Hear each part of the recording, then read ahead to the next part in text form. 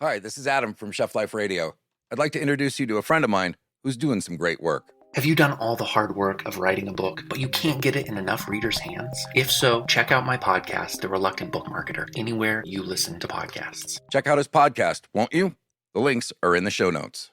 Hi, this is Adam, host of Chef Life Radio. Before we get to the show, I wanted to share some important information with you. According to the Burnt Chef Project, 84% of professionals in the culinary field report that they have suffered some type of emotional struggle during their career. 46% said they didn't feel comfortable speaking to their colleagues, employers, or family about it. If you're currently dealing with some type of mental or emotional challenge, don't suffer in silence 1 minute longer. Use this free service 24/7 in the US and Canada by texting the word HOME, HOME, to 741-741. Or in the UK, text the word Burnt Chef, BURNTCHEF, to 85258. And a volunteer will call you back within 5 minutes with a list of resources that you can use to get help. It's okay to not be okay.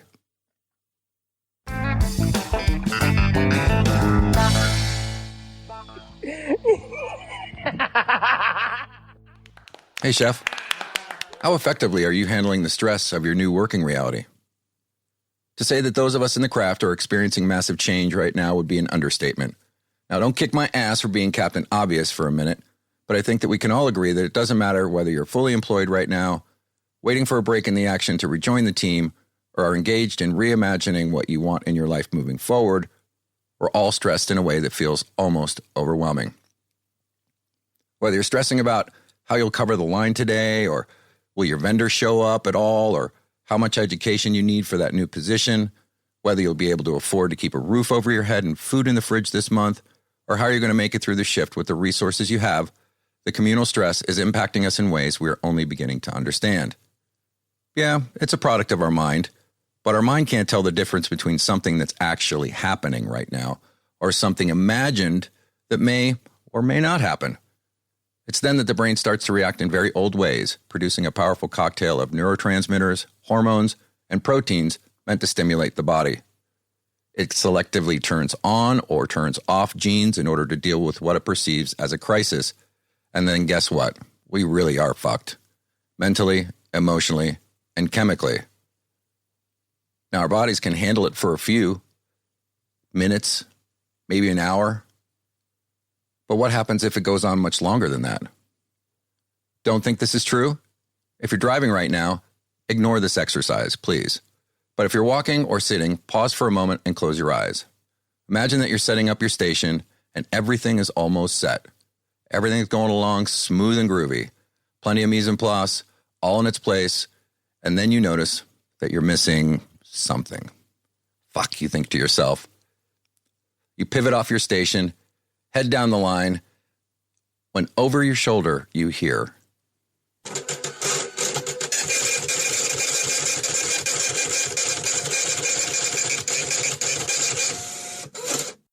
What happened to your heart rate just then? Did your face flush a little, maybe get a little burn around the cheeks or ears as you realize that you just got caught with your apron down? How would you feel if that burn lasted the full shift? A week, maybe months? What if it got under your skin to the point where you felt like it was a never-ending part of you? What would you do to mitigate the pain? Who could you ask? Could you even bring yourself to tell someone that you were in over your head? During the COVID lockdown, I managed a team of about 100 dining associates, and I spent most of that time getting together in small groups with the crew about what was going on, how we could handle it, the challenges that we were going through, how to interact with each other. It was a lot to handle, and I thought I was doing good. But what I didn't account for was the emotional toll it was taking on me. It wasn't until I was almost broken that I realized that I needed to get out of the situation, if only for several days, so I could get my head and my heart together so I could be more present for my team. I found out the hard way that it was impossible to give from an empty cup.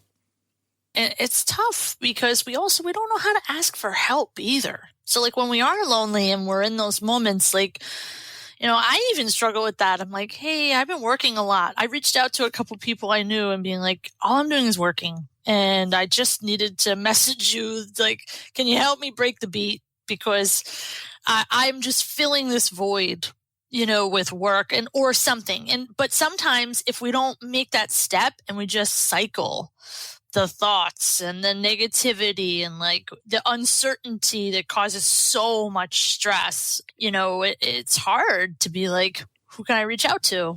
That's Chef Maria Campbell of 1 Degree Leadership Coaching and the founder of Philadelphia's Cooks Who Care.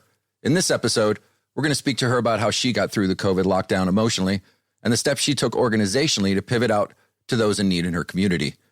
Stay tuned after the break to find out how you can refill your cup consistently so that the stress of reopening, reorganizing, or reimagining your operation won't burn you or your team out.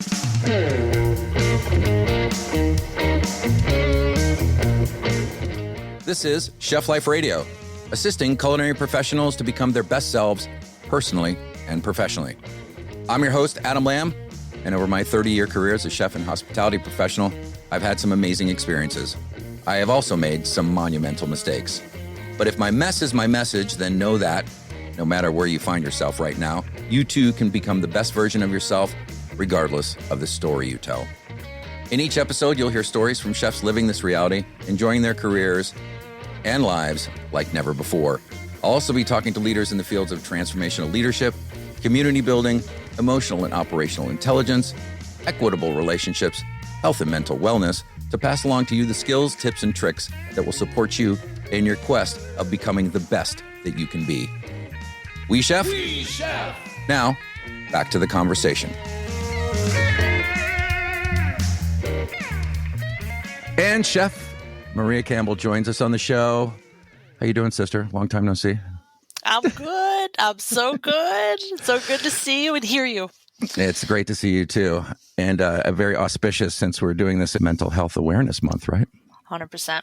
And so tell me what's been going on. How was your COVID? Oh my God, COVID sucked. And it was terrible. But just like everybody else, anxious, worried, terrified. The whole gamut of emotions. But definitely a time for reflection. And it was like a roller coaster of emotions. Chef Maria Campbell worked for 15 years alongside her husband. By that time, she had seen enough of divorce, opioid use, drinking norms, suicide, and illicit affairs to know that something had to be done. The life, as she saw it, was unsustainable. Quote, "Why would others want to join us? Why does it have to be this way?" Inspired by the question, Maria set out to make a difference in her community of Philadelphia with nothing more than a desire to see things change. She and her husband started a grassroots organization called Cooks Who Care, dedicated to creating a support structure and safety net for people in the industry, doing everything from food drives to wellness events, all meant to shift the current reality of what it means to live a life in the grind. You and your husband are both very, very busy. You have an executive and business coaching business, correct? Yep. Yeah. And I run it with Ed Doherty, who, we had a lot of hospitality clients. So at first, we were hanging on, just trying to keep everything together. How can we help? How can we support you? And not really seeing an end in sight. We're like, oh, this will just be a couple months. We can get through this, to being like, wow, there is no end in sight.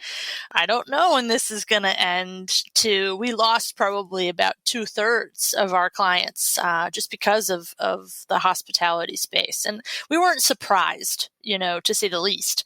But the need was so great in our area for support, because we just didn't want to see all these businesses fail during this tumultuous time. And so is that when you found yourself kind of like going into high gear with Cooks Who Care? Oh, 100%. We were like, oh, we're going to be a membership group and we're going to do this pre-COVID. And then when COVID hit, it's like, no one can meet. We can't see anyone. I don't know if I'm going to get COVID. And I was super anxious about that too. But the Cooks Who Care decided to be, what can we do? Let's try to pull as many resources as possible. I'll tell you, the first couple weeks in, it exhausted me. I had to figure out like, okay, I can't can't watch the news. I need to decompress a little bit. And we're only a couple people, myself, Scott, my husband, who's a co-founder. I had one team writer and some volunteers that were like, let me help. I want to help. I'm not working right now. How can I support you? There were groups that were releasing information daily. And I'm like, we're not that group. We can't do that. So, Right. but we can start a Google Doc and we can pull together pieces that people can add themselves. And if we're a conduit, let's do that. That's kind of like a resource pipeline. Yes. Yeah, I remember that you had reached out to me during that time as well. And I spent the last 2 years at a retirement community. So you can imagine that scene when COVID hit. And our last day of operation, regular operation, was March 16th. And we had to pivot on a dime and go to like complete lockdown. And so not only do you have your crew that's freaking out, but then you've got 600 other residents who, you know, a couple months later, they're like crawling the walls because they've been locked in these rooms and can't go out. So it was quite a time for sure. I couldn't imagine even that. Like, we were locked down in our house, but I had people and, you know, I have a pet, you know, and like, I just thought, gosh, that's so isolating. And to be older, I just have empathy. Yeah. I didn't realize how impactful the loneliness is, especially for folks who have memory care issues. You know, folks with Alzheimer's, they rapidly decline in the space of like no stimulation. So it was pretty intense, but I just want to make sure you and your family made it through fine. You guys didn't get sick or anything? Yep, we were very fortunate. And we just got our second vaccines. So like a lot of anxiety just shed just from that. Did you have any doubt about taking the vaccine? Nah, I'm like, shoot it up, because I was like, but I want peace of mind. You know, fortunately, as I know some of my friends, like, I don't want to have more children. I don't have other concerns that could, you know, put like, oh, I'm not so sure. I'm like, how can I sign up? Like, please, like, let's do this right now. You want to protect what you have, right? That's right. And so business fell away almost to nothing. Now you're basically ministering to a whole population of folks in Philly who lost their jobs, or maybe they're working marginally and everything dries up. And I know that the government came through pretty quickly and, you know, made sure that people had money in their hands. But I think for a lot of us in this industry, it's like, you know, we enjoy doing, like, being in action. And when there's no action to be found, you know, I can only speak for myself, but, you know, those are usually the toughest times, right? When you're dancing with the devil in the pale moonlight because there's nothing else going on, right? Exactly. It's tough because we don't know how to ask for help either. So like when we are lonely and we're in those moments, like, you know, I even struggle with that. I'm like, hey, I've been working a lot. I reached out to a couple people I knew and being like, all I'm doing is working. And I just needed to message you, like, can you help me break the beat? Because I'm just filling this void, you know, with work or something. But sometimes if we don't make that step and we just cycle the thoughts and the negativity and like the uncertainty that causes so much stress, you know, it's hard to be like, who can I reach out to? You know, I really got to give it to professionals who stuck it out through so much negativity and pressure. You know, even now there are guys standing on lines, you know, being overwhelmed with customers because the perception of the general public is that the economy is open, everything should work. And so I think you're the right person to ask, like, how do we convince folks that we're trustworthy again? Mm-hmm. This last year, I thought, gosh, we need to rally everyone together. You were a part of it. And the singular thing I finally figured out, it literally took me 3 months after listening to everybody for a couple of months, was transparency. So I was inspired by the fact that social media, right? Hate it, love it, whatever anybody thinks about it, it has its use and it does have power. And what some people were doing was, if I was pissed off at my location and I was mad about everything that was going on, and hey, I'm not saying everybody's doing it right, and probably the people who are getting called out, it was justified, right? But what was happening was they would make a page that negatively talked about that facility, and they threw arrows and hatchets and shot at. I mean, it was like, take any weapon you can, That's awesome. throw it at this target, and we're putting it up there, and we're making a page on Instagram, and you're going down. Right now, the thing is when I saw that, I said, why does that work? I feel that if people are really upset about something, I think it's got to be valid. And then if there's that many people saying the same thing, like you wouldn't go that far out of your way, honestly. Like, yeah, you can hate on people and say a comment, but when you like quote a story that's like, you know, heartbreaking, when I was reading some of these statements, I'm like, I don't even think you can make that story up. I couldn't make that story up on a piece of paper. I couldn't. So, but the thing that made that successful as far as, yeah, that's negative, I'm thinking, how can we use this positively? How can we use social media and do this and positively enforce this? And it was transparency. So what we're going to do is we're going to share our platform. And we're going to let people submit 3 things they're going to be working on, or maybe they already do, that's positive. And they work hard. Because what annoyed me about all of these negative spins and all this stuff is like, what about the positive ones? There's plenty of places doing awesome things and busting their ass to like make their place amazing. And so guess what we're doing? We're lumping everyone in to go, well, those bad apples are mixed in with the good apples. Now we're all bad apples because the industry is terrible. We're not having another voice. So what we're going to do is we're going to let people submit 3 things. They could pick any of the 9 problems. What Chef Maria is speaking about is a campaign that her company has produced called The New Kitchen Culture, Cooks Who Care Promise Campaign. And in it, they discuss 9 problem patterns and how to address them. Those problems are: 1, create a safe, harassment-free workplace. Number 2, work-life harmony. Number 3, seek support surrounding finances. Number 4, educate consumers. Number 5, focus on mental wellness. Number 6, give access to healthcare. Number 7, provide a fair wage. Number 8, develop wellness programs. And number 9, inclusion, Black Lives Matter. They not only state the problem, but they also state some solutions. We'll have a link to it in the show notes. Share it with us. It's up on our website right now, cookswhocare.org. They could submit and say, I care about diversity.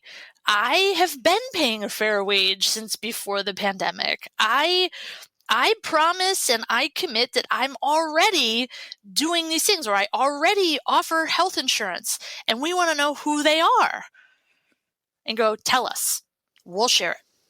So I just want to share from your webpage, you know, you're inviting everybody to take action in 3 specific ways. And number 1 is to be open, share your plans, your decision-making process, and your willingness to embrace new ideas.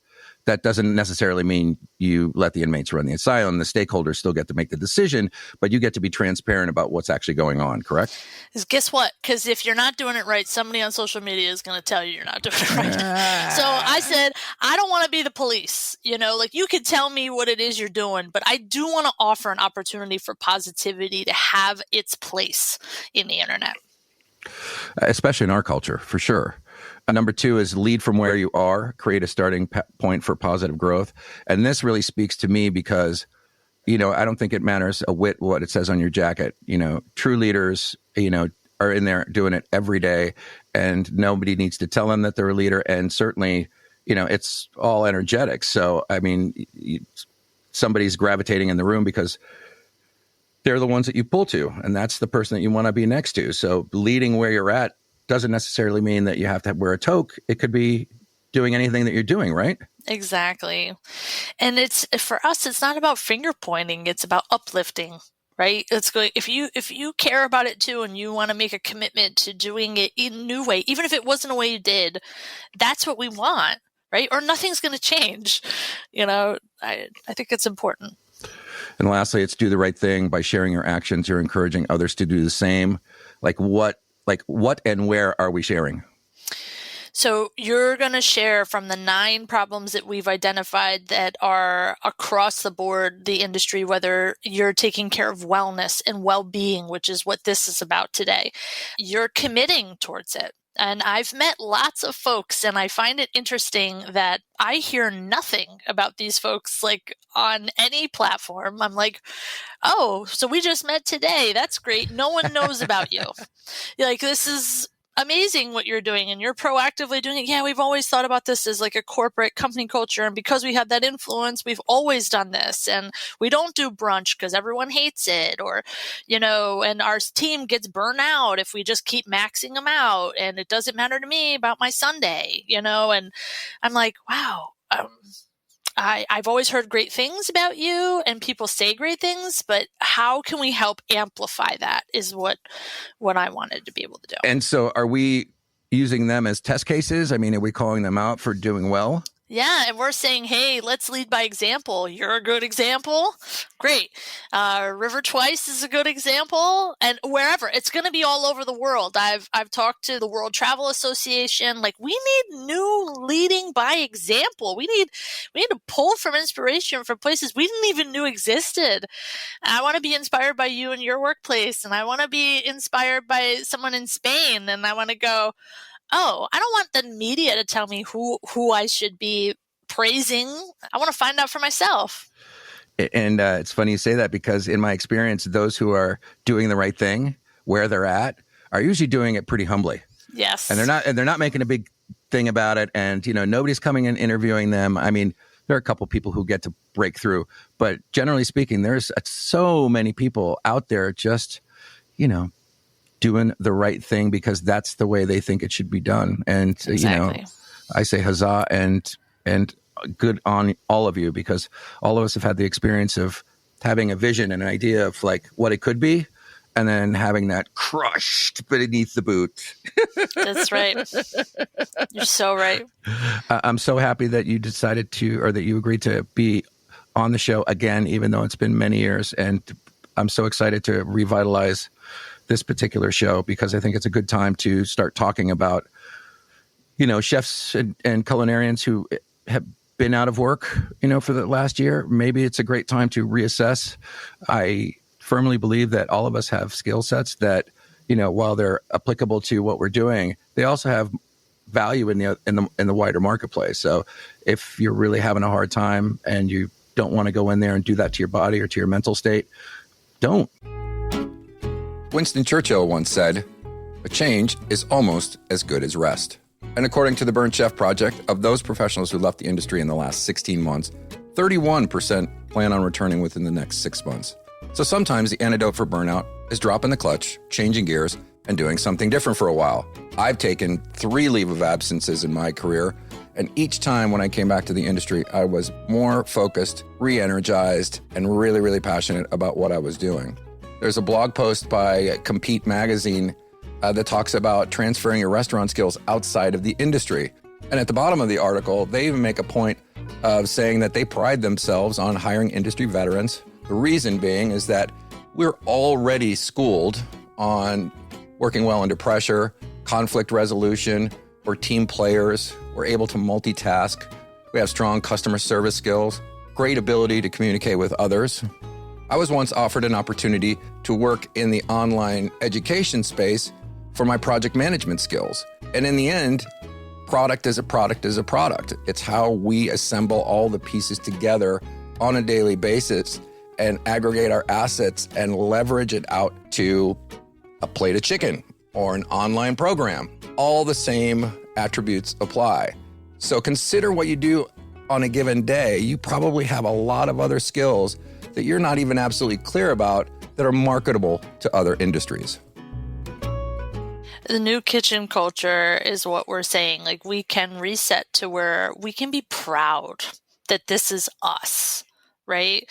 I remember when you came up here in Philadelphia and we were doing a Break On Through event at a restaurant, and you were one of our featured speakers, and you stepped up and just grabbed everyone's attention. It was like, I watched all the men in the room like raise their heads, like, who is talking? Like with complete, like, whoa, I need to listen to this. And you have such a humble way of sharing first your story. You put it out there. It doesn't matter how often, how little, you put yourself out there.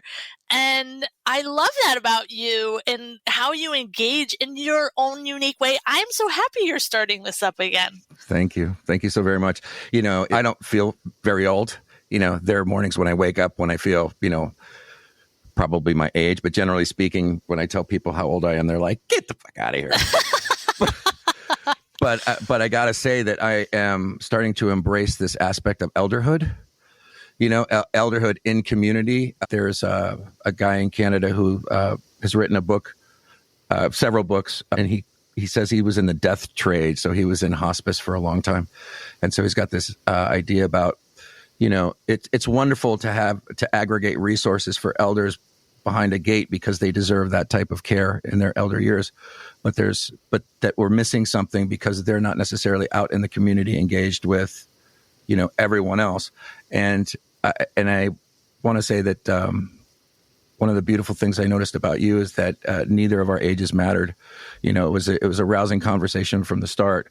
So as I start to build this podcast back up, I've joined a bunch of chef groups again. Yes. And I was hit like somebody slapped me in the side of the face with a wet fish, because probably for the last 10, 12, 14 days, scrolling through the feed, there's at least one picture of, a chef doing his thing. And the caption underneath says, we lost another one too early. Can I get a herd or a wee chef? Yep. And so this is still happening. Yep. So in some way, I'm not saying I failed because I'm not going to carry it, but we got to get much better at this. So how do we? Yeah, I think there are some really great organizations. I know that we're referring to kind of like either whether it's the crisis line or I've got your back, which I love, makes the lineup conversation to be like, how are you doing? Really? Let's take a temperature. And you can say medium, rare, I'm crispy, whatever it is. Like helping people have a dialogue about difficult conversations. I think we have a lot to learn with that. I know that Not 9 to 5 in Canada is doing a lot of work right now and just got a huge grant to record the impact. And it does include the US of how are we doing? And I've really urged people to go, you know what? I've heard so many stories. We have to start telling people. We have to show that, record this. We have to have this conversation. We have to have people fill out that survey. We have to have people speak up. And then to make a difference, because and hang the new flyer that's not the OSHA and what I have to be tipped today, or whatever the minimum wage stuff that you gotta hang up. It should right, that be whole wall. Yeah, it should be here's how you prevent a suicide, and how do we notice our team members aren't doing well, and are we building a culture that allows the freedom for us to do that, to have in our lineup to be like, how you doing? Your personal stuff actually belongs here, because you're here all the time and you can't check it at the door. Right. Yeah. It's the biggest lie we ever told ourselves is we leave our personal lives at the door and it doesn't affect us at work. And that's just that's not true. And so during COVID, it was for those who stood tall and frosty and were in service to any other group, doesn't have to necessarily be seniors, but, the garbage men, the bus drivers, people who worked in the gas stations, all these people suffered because I think we're all walking around with some form of PTSD. I broke somewhere around February, and then I just had to leave and go down to Florida for a week and do a meditation retreat because, not only was I being present for myself, but I wasn't being present for my managers. And it's and then when I came back, I'm like, okay, I wasn't here with you, but I'm back and I'm all in. And then I just had to sit in the fire and just listen to them bitch and moan and complain. And, because it was all coming from pain. they felt like they had been abandoned. And I couldn't negate that by saying that their feelings didn't matter. And so it was a weird space for me to be in, but I felt really secure in that, just let it roll off, man. Just let it roll off. It's got nothing to do with you. Got nothing to do with you. So having the courage to have those difficult conversations means that you have to take yourself out of it and be present to someone else. Yeah, it's so important that you recognized that, right? Because I think that the biggest key are two things. One is awareness. If we lack awareness, we can't do anything.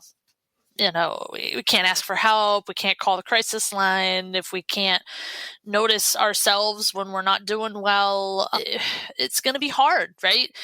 And the other piece is what you did. You gave yourself permission to do that. I think I just wrote an article about this when somebody asked me like, oh, hey, like, can you give like top 5 mental breaks that people could take? Best Served podcast asked me to. Awesome. I thought, okay.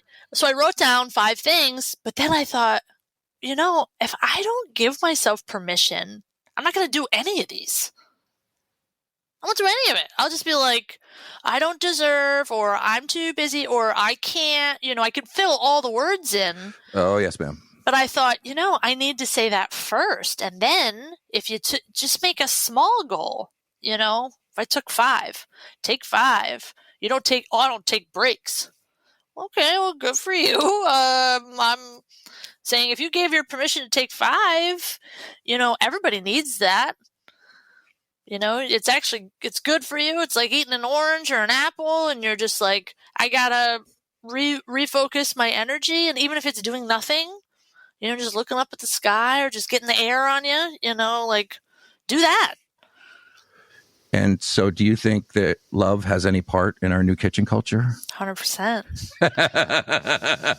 I love that question. Yeah, it does. Right. And I think that people who are open like yourself, and it takes a certain kind of composure to be like, I'm putting myself out there and I'm going to hear your feedback, whether I like it or not. It might not be something I want to hear, but if we're okay with hearing people's perspectives, and we're okay to hear that, like, hey, they're not having a great day, and it's not your fault. It's like, we don't have to take the ownership of it. It could just be like, that sucks. Yep. Right. Yep. Just being empathetic. That's it. Yeah. And sitting alongside each other, right? Like, we've gone through so many processes of grief that I feel we can be compassionate for people and not have to go through the same exact experience. We don't have to go through the same life experiences in order to connect. We just have to be able to sit alongside each other and go, I see you. Well, that is so powerful, because it's so typically in work environments, people are sitting across from one another, right? Which can sometimes be confrontational. And one of the tricks I learned from a relationship coach that my wife and I were working with pre-COVID was, when there's stuff to talk about, you sit side by side. And I always wondered why, when we were driving, that kind of like you're in motion, moving forward, sitting side by side, and all of a sudden there's nothing we can't talk about. And so that side by side thing, I think, is really powerful, because you can feel like I can feel you sitting next to me in a way that's supportive. That's beautiful. I always get Scott always says to me, everywhere we go, I'll talk to a random stranger and all of a sudden they're sharing their personal stuff with me. And he's like, do you know them? I'm like, no, I just met them. And I have no idea, but I'm open enough to make eye contact with people, which some people don't do, but there's something about just like being open. Like, I firmly believe that I'm supposed to be in any given place that I'm supposed to, and I don't know what's going to happen. And then when something does, I just let it be, and I'm like, okay, hey, nice to meet you. Oh, your sister just passed away. I mean, I don't even know how anybody tells me the most random thing, and then I take it for a second. Like, I think there's power in that, like just being alongside someone in their sadness or their whatever. You can You can just be with somebody. Like, I think that's all anybody really needs sometimes. It's like they don't need advice. They don't want to know how to change their problem. They just want to be heard. On the Cooks Who Care website, towards the bottom of the page, there's a really powerful paragraph that states, "We introduce new healthy habits to the food and beverage industry, which comprise of employees and independent employers in 4 categories: food, fitness, finance, and stress relief. For them, it all comes down to one word: health, or the lack of it." Speaking to Chef Maria, I come away hopeful for our craft and fraternity because of professionals like her and her team of volunteers doing what they can, where they can, as often as they can, for no other better reason than they see the need. I don't know about you, but my takeaways from the conversation are, number 1, it's okay to not be okay. Number 2, be transparent, always. Number 3, give yourself permission to be X, mad, sad, whatever. It's when we cover the shit up that the problems start. Number 4, take as long as you need in order to refocus your energy. Number 5, be in service to someone else. And number 6, finally, let the love in. You can find out more about Chef Maria Campbell at facebook.com/Cooks Who Care or cookswhocareinspire.com. Please check out the show notes. We've got plenty of links to her website, some free PDFs to download. That's our show. Thanks for listening.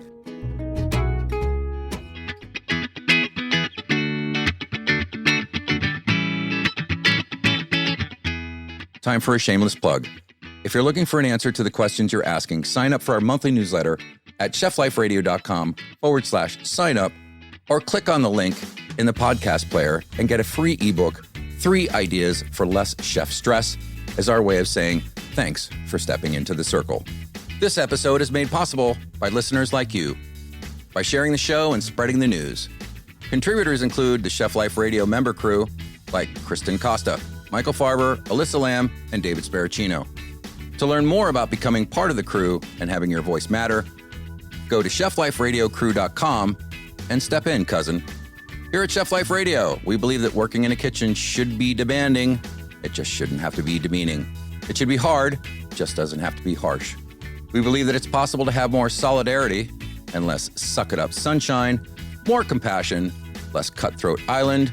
We believe in more partnership and less put up or shut up, more family and less fuck you. Stand tall and frosty, brothers and sisters, but consider for a moment, for all the blood, sweat, and effort you put into what you do, at the end of the day, it's just some stuff on a plate. None of it really matters, doesn't define you as a person or make you any more special or less than anyone else. It's just a dance that we're engaged in, so we might as well laugh and enjoy every bit of it. Or didn't you know that the purpose of your life should be to enjoy it? Like it, happy, I fucking love it. I am humble. Goddamn glory box I don't live on now. Reach out to the show at facebook.com/Chef Life Radio, Twitter at Chef Life Radio, Instagram at Chef Life Radio. Visit the website at chefliferadio.com. Subscribe to the podcast at any of the major podcasts directories. Please take a moment and give us a thumbs up and write a review. It really does help spread the news. Thanks for listening. Until the next episode, be well and do good. This episode was produced by me, Adam Lamb, edited and co-produced by Thomas Stephenson for FoodWorks Media. It was recorded in the Basement Bunker studio in Bartow, North Carolina.